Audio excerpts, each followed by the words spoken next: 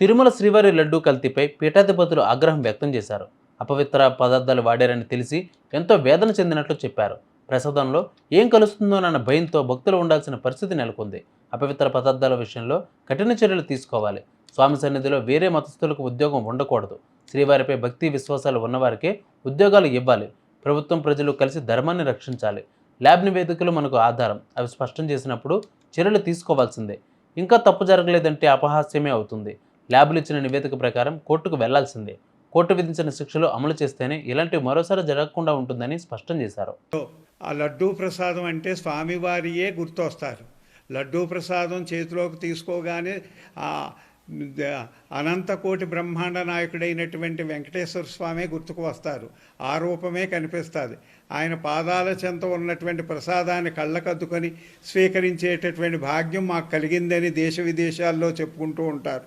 అంత గొప్పదైనటువంటి ఆ మహాప్రసాదాన్ని అందులో హిందువులు ప్రతి శనివారం కూడా తలంటి స్నానం చేసి మాంసాహారం ముట్టుకోకుండా ఆయన గురించి కేటాయించి ఆయన పూజలు చేసుకొని జీవించేటటువంటి తత్వం కలిగినటువంటి భారతీయులందరికీ కూడా ఆయువు పట్టైనటువంటి వెంకటేశ్వర స్వామి నివేదనకి తయారు చేసేటటువంటి లడ్డూలు ఇంత నీచానికి దిగజారటం చాలా శోచనీయం. అంటే ఇంకా చెప్పుకోవడానికి వీలు కానటువంటి, అంటే మనకు శాస్త్రవచనంలో చెప్పాలంటే సూకరము అంటే పంది.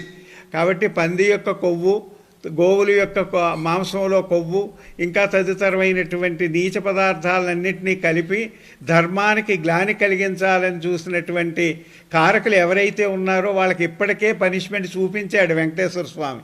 అది మాకు ఈ విధంగా జరిగింది అని తెలుసుకోవటం లేదు.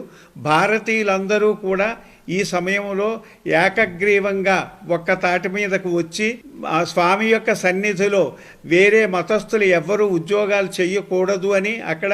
కాబట్టి ఎవరికైతే శ్రీవారి మీద భక్తి విశ్వాసాలు ఉన్నాయో వారికే ఆ కొలువులు ఇవ్వాలి అని భారతీయులందరూ ఏకకంఠంతో ముక్తకంఠంతో మరి బయటకు వచ్చి చెప్పవలసిన ప్రభుత్వానికి తెలియజేయాలి.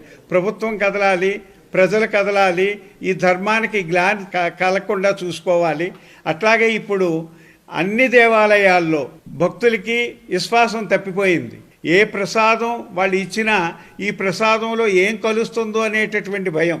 అంటే పూర్వం ఏ ప్రసాదం తీసుకున్నా కళ్ళకత్తుకొని తీసుకునేవారు, అంటే ధర్మబద్ధంగా ఉండేది. కాబట్టి ఇప్పుడు ఎక్కడికి వెళ్ళినా ఏ ప్రసాదం తీసుకోవాలన్నా ఒకలాంటి భయం వచ్చేసింది. దీనిలో ఏ పదార్థం కలుస్తుందో, మనం దీన్ని నిషిద్ధమైనటువంటి పదార్థాలు కలిసాయా, మన ధర్మానికి గ్లాని కలుగుతుంది అనేటటువంటి భావన వచ్చేసింది.